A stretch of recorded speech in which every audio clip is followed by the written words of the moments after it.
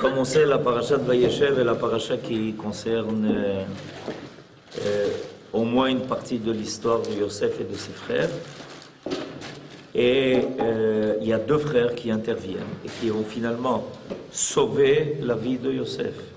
Le premier, c'est Reuven, et le deuxième, c'est Yehuda. Et voilà qu'au début de notre chapitre, le chapitre 38 que vous avez sous les yeux, il y a une expression dans le verset qui a attiré l'attention de nos sages. Alors lisons le verset. Vayehi ba'et ha'i, vayered Yehuda me'et echav, vayat ad ish adulami ushmo chira, vayar sham Yehuda bat ish knaani ushmo shua, vayikachea, vayavo elea. Ce fut en ce temps-là que Yehuda descendit de ses frères et s'achemina chez un habitant d'Adulam, nommé Chira.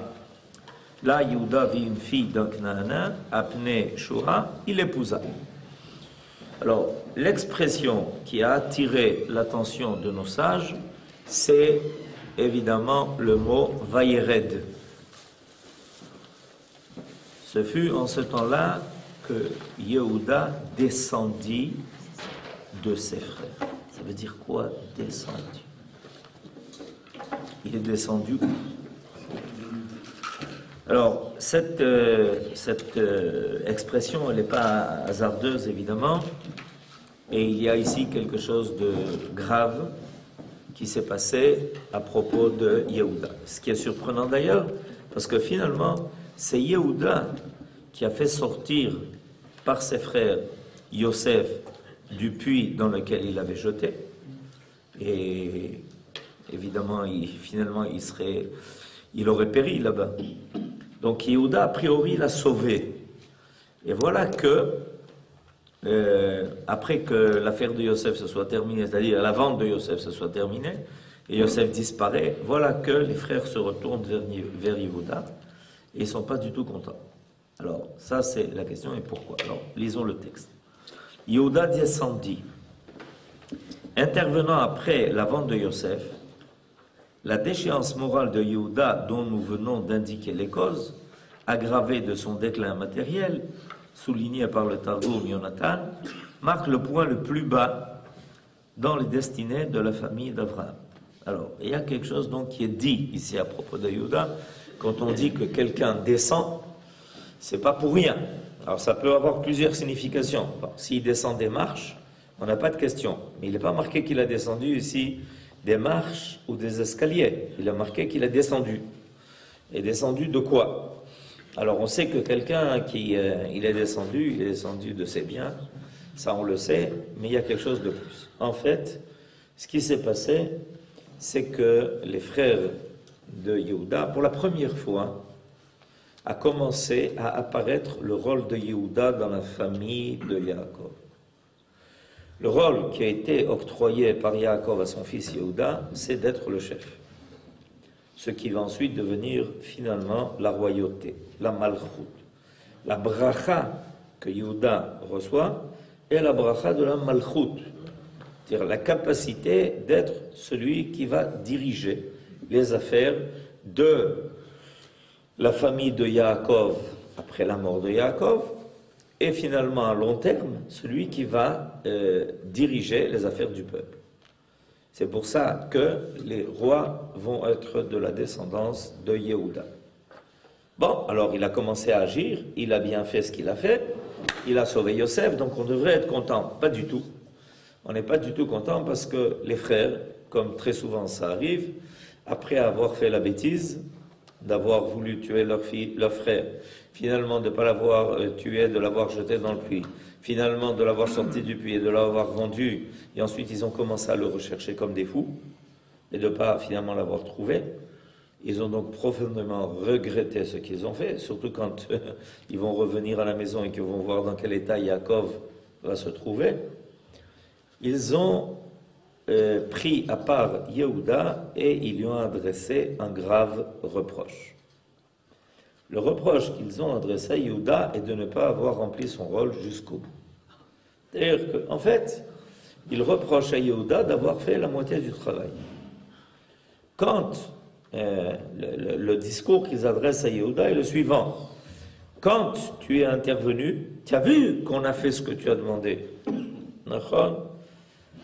Tu nous as demandé de sauver Yosef, de le sortir du bord, de le sortir du puits. Eh bien, tu as bien vu qu'on était capable de t'écouter. Tu as bien vu que tu avais autorité sur nous. Ce qui n'est pas arrivé avec Réhouven, d'ailleurs. Tu as bien vu. Tu as vu que tu avais la force de l'autorité. Or, il est très grave que celui qui a une autorité ne s'en serve pas pour ce qu'il faut. Parce que c'est une autorité qui est gaspillée. C'est un problème qu'il faut étudier en long et en large et en travers.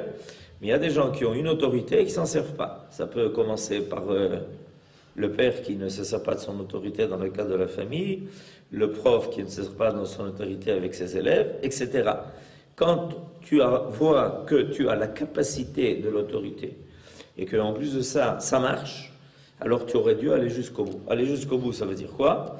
Ça veut dire qu'au lieu de nous dire de sortir Yosef du bord, du puits, et de le vendre, tu aurais dû nous dire, mais arrêtez, enfin ça suffit. C'est quoi, vous êtes fous? On va vendre notre frère Yosef à des gens qu'on ne connaît pas? Mais enfin c'est terrible. Allez, allez, on le ramène à la maison.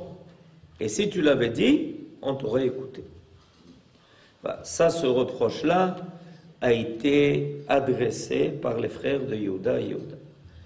Et après que finalement ils en ont parlé entre eux, alors évidemment est arrivé ce qui devait arriver. C'est que quand quelqu'un ne se sert pas de l'autorité qui lui a été accordée, elle lui est retirée. Alors c'est ce qui s'est passé. C'est pour ça qu'il y a marqué Vayered Yehuda Me'et Echav. Il est descendu de ses frères. Alors on peut le comprendre par plusieurs façons, sous plusieurs facettes. C'est ses frères qui l'ont descendu. Me'et Echav. C'est venu de ses frères. Ils l'ont détrôné, en d'autres termes. Ce qui s'est passé, c'est que les frères de Yehuda l'ont détrôné. Me'et Echav, ça peut vouloir dire à cause de ses frères. Parce que jusqu'à présent, il avait l'autorité sur ses frères, et voilà que maintenant, il a perdu son autorité sur ses frères, donc il est descendu, mais Etechav, de ses frères. Alors, c'est pas une affaire simple. Pourquoi c'est pas une affaire simple? Parce que est-ce que Yaakov s'est trompé? Non. D'accord, oui. Non, je répète, est-ce que Yaakov s'est trompé? En envoyant Yosef? Non. En désignant Yehuda comme celui qui devait diriger les affaires de la famille de Yaakov et ensuite d'avoir l'autorité. Il y a quelque chose ici de grave qui arrive. Un roi, il ne peut pas être roi par lui-même.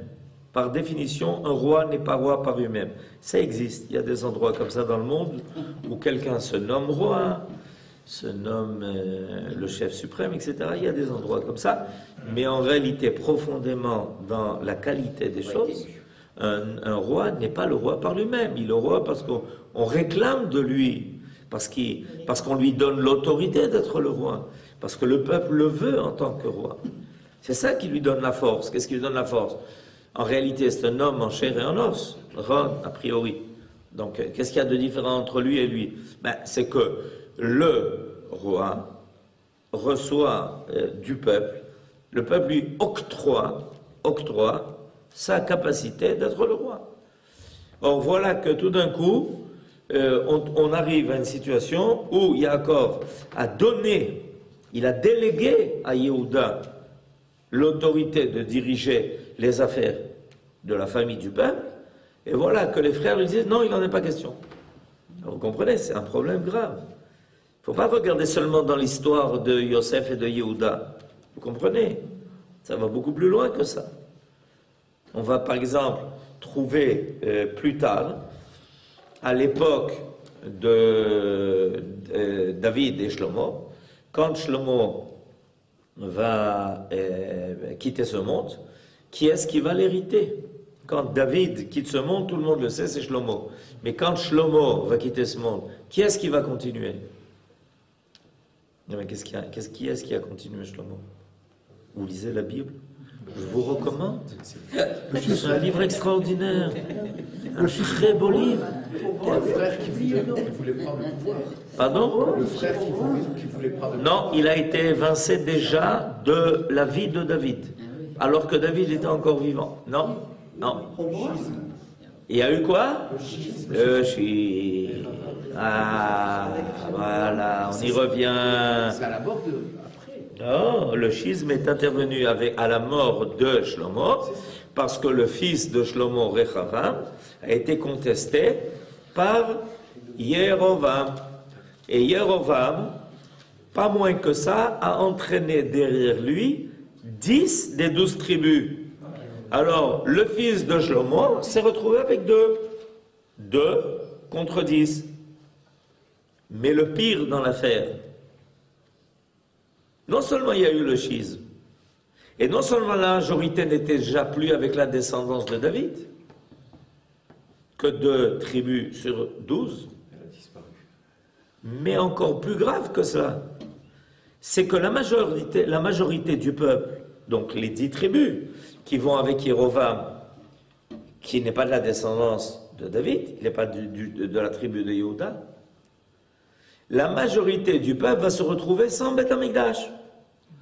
Parce que le Beth Amikdash, il est resté dans la tribu de Yehuda, à Yerushalayim. Alors, on arrive dans la situation la plus paradoxale qui puisse exister. C'est une situation extrêmement difficile. La majorité du peuple n'est plus avec la descendance de David. Et la descendance de David tient en gage le Beth Amikdash. Alors, très rapidement, qu'est-ce qui va se passer? Dans ces 10 tribus, va se développer un culte parallèle. On n'a pas le Beth Amikdash. On peut pas aller à la règle. Alors on ne peut pas rester sans rien. Alors on commence un culte parallèle. Et c'est ce qui est arrivé à partir de Yerovam. Et ce culte parallèle, il n'était pas très, très encourageant. Ça a été une idolâtrie poussée à outrance. Vous comprenez? C'est grave cette histoire. Ce n'est pas une petite histoire ce qui se passe ici. Ce n'est pas une petite affaire. Quand quelqu'un reçoit un rôle, quand quelqu'un reçoit une autorité et qu'il ne s'en sert pas, et qu'il ne va pas jusqu'au bout du rôle qui lui a été donné, ça crée des vides. Or, la nature a horreur du vide. Vous avez déjà entendu ça? Dans vos lettres. La nature a horreur du vide. C'est-à-dire qu'à partir du moment où les frères disent à Yehuda, mais tu n'as pas rempli ton rôle, c'est pas sérieux. Tu aurais dû sauver Yosef. C'est toi, Yehuda, qui dois sauver Yosef. Yehuda et Yosef doivent toujours aller ensemble. C'est ce qui a marqué qui arrivera à la fin des temps. À la fin des temps, les 2 branches qui se sont divisées, séparées, le prophète annonce qu'elles reviendront et seront reliées à nouveau à un même tronc. À la fin des temps, c'est ça la réussite de l'histoire d'Israël. Et là, les frères de Yosef, des frères de Yehuda disent à Yehuda, ah, peut-être que ça t'arrangeait pour vendre Yosef. Peut-être que ça t'arrangeait. Et pourquoi Yehuda est tombé? Parce qu'il avait... Vous posez une question facile. Pourquoi est-ce que l'homme tombe? Pourquoi est-ce que l'homme fait des erreurs? Pourquoi l'homme ne remplit pas son rôle jusqu'au bout? Pourquoi, etc. C'est une question facile, non? C'était Yehuda, quoi, c'était pas... Même Yehuda. Pourquoi David fait une erreur? Pourquoi Shlomo fait des erreurs? Pourquoi Parce que je vais vous dire, en fait, la réalité, elle est la suivante. C'est que plus tu es destiné à être grand, plus la possibilité de l'erreur est présente.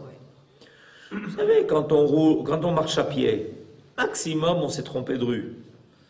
Mais quand on est en avion supersonique, si on fait une erreur, on va loin. Et ça dure pas, il ne faut pas longtemps pour ça.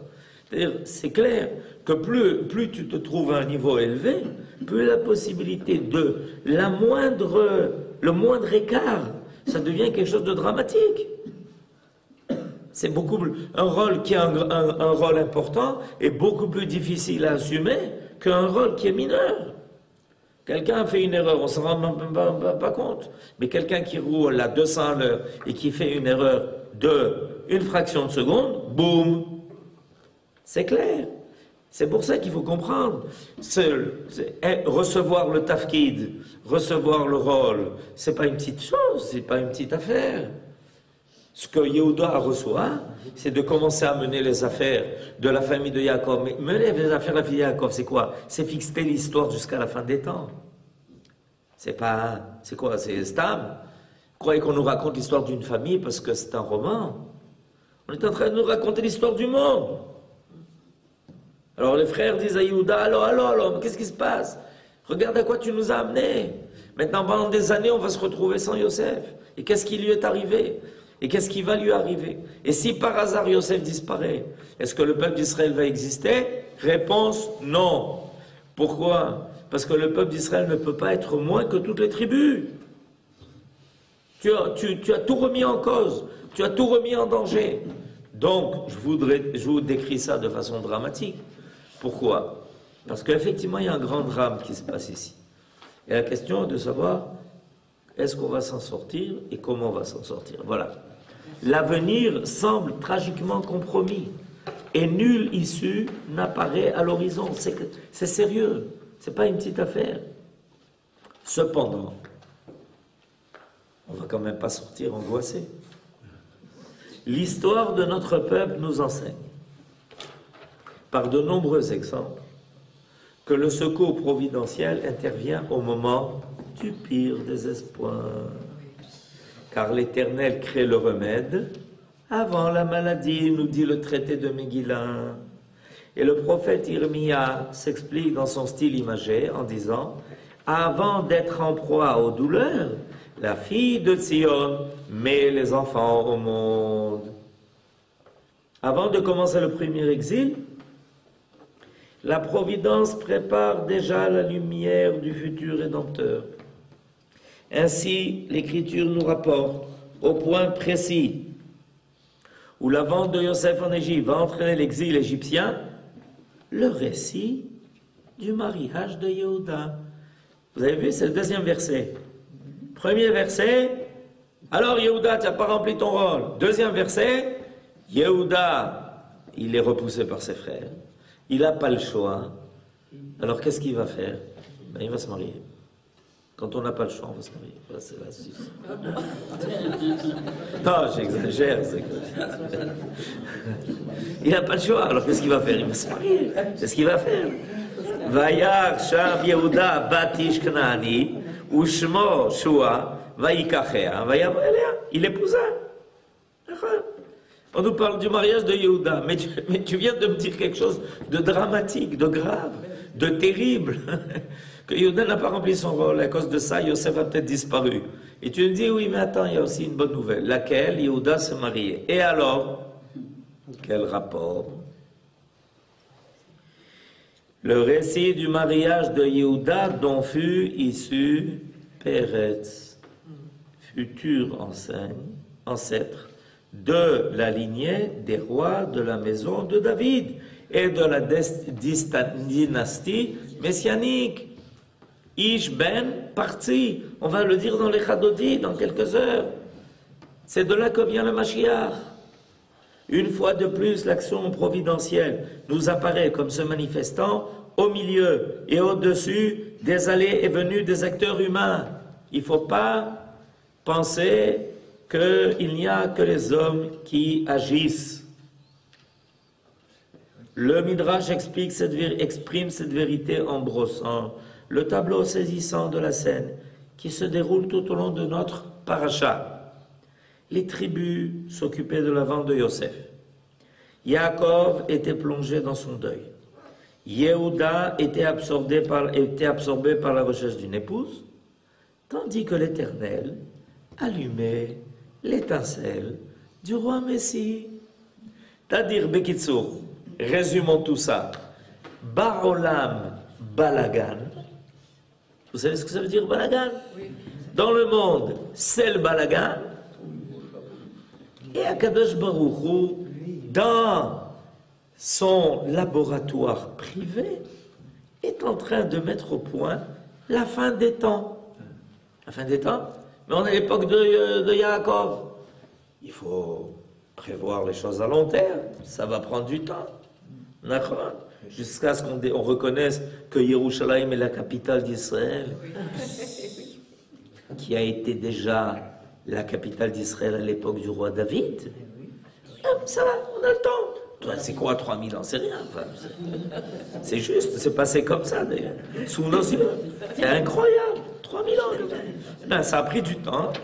13. On y est. 13 présidents avant. On y est. Hein? Il y a eu 13 présidents américains avant. Ah ok. Alors, ça renforce une question que je voulais vous poser. Quand Oui. vous dit, une fois de plus, l'action providentielle nous apparaît comme se manifestant au milieu et au-dessus des allées et venir des acteurs. Oui. En réalité, on conclut que Yehuda n'a pas fait de faute. Il a été guidé, si vous voulez, par le destin, pas le destin, mais par le projet d'Akadosh Baruch Hu. Il a été Non. rattrapé. J'ai des bases. Non, c'est-à-dire que Akadosh Baruch Hu a la capacité, c'est important de le savoir, de tout récupérer, même les erreurs des hommes. C'est-à-dire que finalement, le plan divin est mené, mais il n'est pas mené contre les hommes, il est mené avec les hommes. Oui, mais les hommes, des fois, font des erreurs, c'est ça qui angoisse les gens. Et qu'est-ce qui va se passer? Ben, Akadosh Baruch Hu a la capacité de prendre les erreurs des hommes et d'en faire une partie de son projet. Alors ça, c'est phénoménal. Parce que Akadosh Baruch Hu prenne les actes des hommes qui sont positifs et en fasse une partie de son projet, ça va. Mais Akadosh Baruch Hu récupère même les erreurs que font les humains pour finalement mener son projet, ça, il faut tirer le chapeau. Akadosh Baruch Hu prend tout. Choisissez mes enfants, vous êtes libres, vous avez le libre arbitre, et je me sers de tout ce que vous faites pour finalement faire aboutir le projet. Ça, c'est ça le secret de l'histoire du monde. J'ai une question. Okay. Vous ne nous dites pas qu'à chaque fois qu'il y a cette espèce d'extrémité d'urgence, c'est toujours par le mérite d'une femme que les choses sont récupérées. On parle de Hanouka avec Judith, là c'est Tamar qui va organiser la Écoutez, on n'est pas contre les femmes, mais on ne va pas dire que tout dépend des femmes. Oui, chaque fois, c'est une femme. Même si l'homme dévie, la femme, elle trouve des scénarios aidés dans le plan divin. Pour très souvent, c'est le cas, de façon dévoilée, de façon occultée. C'est vrai, mais pourquoi vous parlez à ça à cause de la femme de Yehuda? Pourquoi vous dites ça à ce moment-là, maintenant, à propos de ça? Parce que vous parlez de Pérez. C'est Pérez, c'est Yehuda qui est allé chercher une femme. Et finalement, de cette femme va sortir... n'importe quoi. Et c'est Tamar qui va récupérer la... Nachon, et c'est Tamar qui va récupérer. Nachon, vous avez raison. Il y a toujours au carrefour quelque chose d'essentiel. Parce que la femme est capable de récupérer des choses, elle n'est pas capable de les récupérer. Elle est capable de donner forme, de donner consistance. Voilà. Vous voyez, les hommes font, par exemple, les achats. Mais imaginez-vous qu'on mange ce que les hommes achètent. Sans la femme. Vous comprenez? Imaginez-vous qu'on mange. Ils vont acheter de la farine et ça devient des chalotes. Ils vont acheter de la semoule, ça devient du couscous. C'est pas l'homme qui fait le couscous. D'accord? Chez vous. Les plus grands objectifs de l'histoire naissent dans le secret du silence, à l'insu de tous.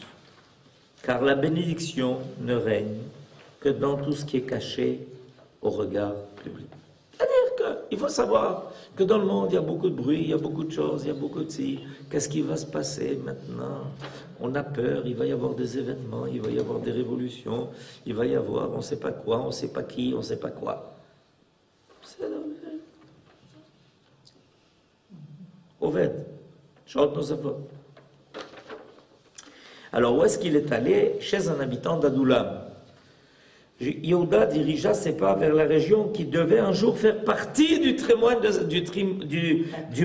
de sa tribu. Imaginez-vous, non seulement Yehuda, il descend de ses frères, finalement il va trouver femme, finalement à cause de ça, il va avoir des enfants qui vont se marier avec Tamar, ça va pas très bien réussir, finalement, etc. Et de ça va sortir Pérez. Mais en plus de ça, où est-ce qu'il va? Vers, sans le savoir, ce qui va devenir une partie du territoire de Yehuda. C'est-à-dire, Yehuda va chez Yehuda. Il faut le faire, sans le savoir. Yehuda va chez Yehuda, sans le savoir. Comme, et c'est marqué d'ailleurs dans le livre de Yoshua, que Adullam fait partie du territoire de Yehuda. Il y rencontra un homme du nom de Hira, avec qui il s'associa. Cet homme affectionnait la famille de Yehuda, comme nos sages le remarquent, et son descendant fut Hiram. Et qui était Hiram? Le roi de Tsor, dont l'écriture relate, de tout temps il avait été ami de David, qui descendait de Yehuda. Ce fut lui qui contribua par la livraison d'une part importante du matériel à l'édification du temple de Shlomo, son fils. C'est lui qui fournit, par exemple, les cèdres du Liban. Alors c'est une histoire qui remonte à très longtemps, cette alliance. Pourquoi c'est important de le savoir? Parce que très souvent, il y a des choses qu'on ne comprend pas dans le monde. Et si on remontait, c'est à nouveau l'histoire de Providence, si on remontait tous les fils et qu'on arrivait à plusieurs siècles en retour, en arrière, on s'apercevrait que des fois, des choses qui nous paraissent, ouais, c'est surprenant, il y en a même un qui aime les Juifs. Oui, tu ne sais pas pourquoi. Non, on ne sait pas pourquoi. Mais si tu remontes en arrière, peut-être que tu trouverais déjà dans l'histoire de ses ancêtres quelque chose qui t'expliquerait pourquoi, finalement, cette alliance continue à se faire valoir. Parce que les choses ne s'oublient pas. Elles s'oublient de la conscience de l'individu. Elles ne s'oublient pas de la conscience de la collectivité. C'est-à-dire, même si toi, personnellement, tu ne te rappelles pas, mais finalement, à un moment donné, il y a quelque chose qui va ressurgir. C'est marqué dans les annales de l'histoire. Et il conclut une alliance avec lui. Ainsi, guidé par la providence, Yehuda ouvrit la voie aux prédestinés de son peuple, tout comme les patriarches l'avaient fait avant lui. C'est-à-dire qu'il faut savoir qu'il y a en fait trois histoires, ou plus exactement, trois plans de l'histoire. Il y a le plan de l'histoire qui est au regard de tous. Il y a le filigrane de l'histoire, des choses qui sont cachées, mais qui ont eu lieu, et dont on n'est pas toujours conscient. Comme par exemple, le fait qu'à un moment donné, le roi Hiram va aider Shlomo à construire le Beth Amidash, Shlomo, descendant de Yehuda, Hiram, le descendant de l'ami de Yehuda. On ne savait pas. Heureusement que la Torah nous l'a dit. Il y a un trois plans de l'histoire qui est le plan tout à fait secret. C'est le plan de Dieu. Et quand est-ce qu'on parle de la réussite de l'histoire? Quand les trois plans arrivent à se rejoindre. Ce que l'on espère, Be'ezrat Hashem. À mon avis, se touche de plus en plus d'ailleurs. Et on va, Be'ezrat Hashem, arriver à la bonne conclusion de toutes ces histoires. Amen.